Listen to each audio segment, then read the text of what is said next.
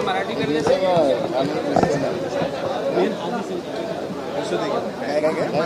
हे थांब थांब आनंद आपल्या अलायन्समध्ये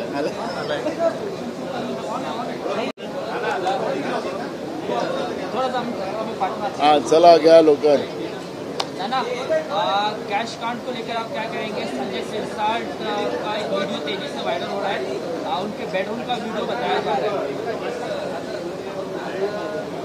देखो, संजय सिरसाट ने अपना स्टेटमेंट किया है कि मैं अपने घर पे हूँ, मेरा कुत्ता मेरे साथ है, और कोई घर पे अपने अगर रिलैक्स हो रहा होगा तो उसके व्यक्तिगत जीवन में हम लोगों ने जाना और कोई जा रहा है तो उनकी बात है, लेकिन मुझे नहीं लगता कि हम किसी के व्यक्तिगत जीवन में इस तरह की चर्चा करें, तो उसके लिए मैं उस पर कोई कमेंट नहीं करना चाहूँगा।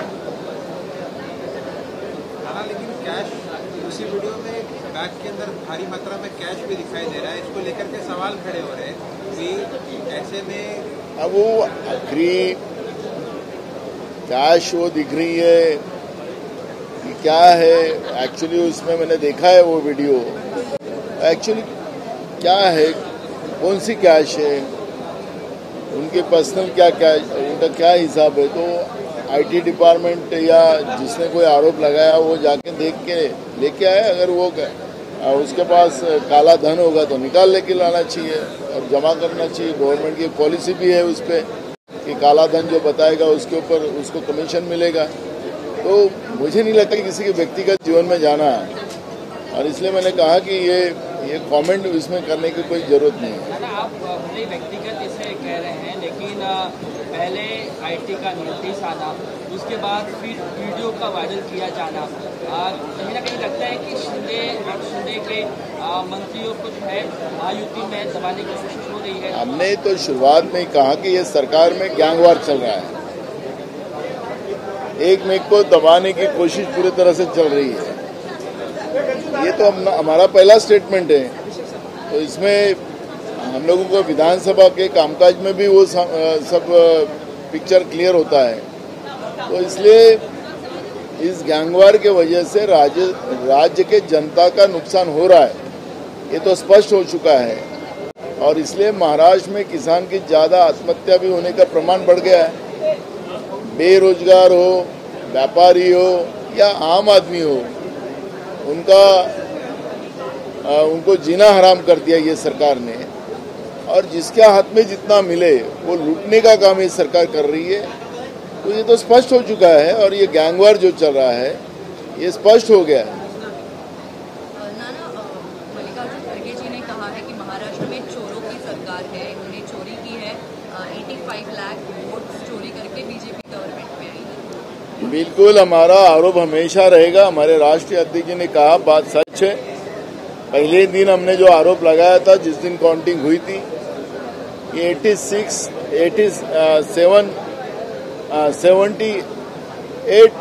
लाख वोट ये जो 5 बजे के बाद हुए हैं, वो कौन से बूथ पे हुए हैं, वो हमको उसके फुटेजेज चाहिए। चुनाव आयोग क्यों छुपा रहा है? केंद्र सरकार ने तुरंत उसका नियम बदल देने का काम किया है। तो इसका मतलब है कि ये सरकार डाका डाल के आई है, ये तो बात स्पष्ट हो चुकी है, और इसलिए खड़गे जी ने जो बात कही है उसका हम समर्थन ही करेंगे। मंगळवारी रात्री आकाशवाणी कॅन्टीनमध्ये जे की हाणामारी झाली, आणि त्याच्यानंतर आज शुक्रवारी गुन्हा नाही पण एनसीची नोंद जी आहे, तक्रार जी आहे ती पोलिसांनी दाखल करून घेतली आहे। कसं बघतात या सगळ्या घटनेकडे? इतर प्रकरणामध्ये पोलीस तत्परता दाखवतात, संजय गायकवाडांच्या प्रकरणाएवढी सिद्ध का आहे? बघा, सत्ता पक्षाचा आमदार आहे, एका सामान्य माणसाला, एका कॅन्टीनमध्ये नोकरी करणाऱ्या कर्मचाऱ्याला ज्या पद्धतीनं मारझोड केलेली आहे, त्या प्रकरणामध्ये तातडीनं कारवाई व्हायला पाहिजे होती, त्यांच्यावर गुन्हे दाखल व्हायला पाहिजे होते, पण त्या कॅन्टीनवाल्यावर कारवाई झाली, पण आमदारावर कारवाई झाली नाही, कारण की तो सत्ता पक्षाचा आमदार आहे। म्हणजे हे जे सरकार आहे, दीन दुबळ्याला मारणारं सरकार आहे, दीनदुबळ्यावर अत्याचार करणारं सरकार आहे. गोरगरीब हा यांच्या डिक्शनरीमधला शब्द राहिलेला नाही. सत्तेचा माज आणून लोकांची तिजोरी लुटणारं सरकार या महाराष्ट्रामध्ये बसलेलं आहे आणि त्याचाच परिणाम आपण पाहतोय की आमदार निवासच्या कॅन्टीनमध्ये जे मारपीट आमदारांनी केली सत्ता पक्षाच्या, त्याच्यावर कारवाई करण्यामध्ये दिरंगाई करण्यात आली आणि आता जो आज गुन्हा दाखल केला तो त्याच्यावर गुन्हा दाखल नाही केला, त्याच्यामध्ये तात्पुरतीचा थातुरमुतूर एक आम्ही गुन्हा दाखल केलेला आहे हे दाखवण्यासाठी हा एक प्रयत्न हे सरकार करते आहे.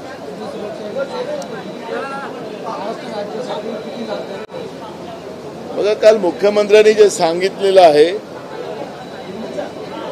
त्याचं समाधान आम्हाला झालेलं नाही.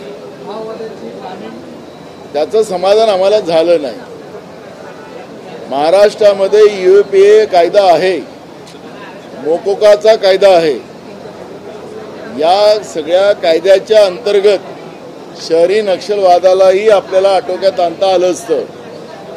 पण जनसुरक्षा कायदा आणून सरकार काय साध्य करू इच्छिते? आजही पत्रकारांच्या मनात, अनेक संघटनेच्या मनात, मग विद्यार्थी संघटना असतील, शेतकरी संघटना असतील, अशा अनेक संघटना आहेत. त्या संघटनेच्या मनामध्ये राग आहे आणि सरकारने हा कायदा कशासाठी आणलेला आहे? आता कायदा पारित केलेला आहे सरकारने बहुमताच्या आधारावर, पण या कायद्याचा दुरुपयोग होता कामा नये ही भूमिका आम्ही विधानसभेत मांडलेली आहे. सरकारने आणि राज्याच्या मुख्यमंत्र्यांनी त्या पद्धतीचं आश्वासन केलेलं आहे. पण कायद्याचा दुरुपयोग करण्याचा प्रयत्न झाला तर याचा उद्रेक झाल्याशिवाय राहणार नाही. शिवसेनेच्या शिवसेनेचे मंत्री संजय शिरसाट यांचा एक व्हिडिओ जो आहे तो व्हायरल झालेला आहे. त्याच्यात ते बेडवर बसलेत आणि पैसा भरून बॅग असं त्या व्हिडिओमध्ये दाखवण्याचा प्रयत्न करतात. हे त्यांच्या घरचा व्हिडिओ आहे असं ते सांगतात हे संजय शिरसाट. त्यामुळे आता कोणी आपल्या घरच्या व्यक्तिगत जीवनामध्ये कोणाच्या डोकावून बघणं हे काय आमचं काम नाही आहे. त्यामुळे ज्यांनी कोणी आरोप लावलेत त्यांनी काय काय त्यांचे जो पुरावे आहेत त्यांनी इन्कम टॅक्स व्यवस्थेकडे जावं, अजून कोणाकडे जावं त्यांनी जावं, पण कोणाच्या व्यक्तिगत जीवनामध्ये जावं असं आमचं काम नाही आणि त्याच्यामुळे मी काही कुठलाही याच्यावर कॉमेंट करणार नाही. संदीपान भुमरे हे शिंदेच्या शिवसेनेचे खासदार आहेत. त्यांच्या घरात 2 दारूच्या दुकानाचे परवाने देण्यात आले आणि त्याच्यानंतर आता कोर्टाने त्याच्यावर ठपका ठेवलेला आहे. संदीपान भुमरेंनी तर दारूचं मोठ्या प्रमाणात अभियान सुरू केलेलं आहे. अनेक 2च नाही अनेक परवाने त्यांनी घेतलेले आहेत असं आम्हाला माहिती आहे. पण या सरकारमध्ये आता तर असं झालं की काही लोकांनी तर त्यांचा व्यवसाय नव्हता त्यांनी पण व्यवसाय चालू केलेला आहे. त्यामुळे आणि सरकार आता दारूचं एक नवीन धोरण आणते असं आम्हाला काहीतरी ऐकायला मिळते आहे. त्याच्यामध्ये दारूची दुकानं आता महाराष्ट्रात वाढवायची अशा पद्धतीचं एक धोरण हे सरकार आणायला निघालेलं आहे. म्हणजे दारूयुक्त महाराष्ट्र असं या सरकारचं धोरण राहणार आहे. आणि त्याच्यामुळे संदीपान भुमरेच नाही तर अनेक सरकारमधले नेते या दारू व्यवस्थेमध्ये पुढच्या काळात आपल्याला पाहायला मिळणार आहे. मल्लिकार्जुन खरगे यांनी म्हटलंय की 87 लाख मतदानाची जी चोरी या महाराष्ट्र सरकारने केली आणि त्याच्यानंतर ते सरकार असे करतात. बरोबर म्हणाले मल्लिकार्जुन खरगे साहेब आमचे राष्ट्रीय अध्यक्ष. निवडणूक आयोगाने आम्ही सुरुवातीला ही माहिती त्यांच्याकडून मागितली. 5 वाजताच्या नंतरचे झालेलं जे मतदान आहे त्या मतदानामध्ये कोणत्या बूथवर किती मतदान झालं त्याचे फुटेजेस आम्हाला पाहिजेत. पण निवडणूक आयोगाने ते आम्हाला दाखवले नाही आणि केंद्र सरकारने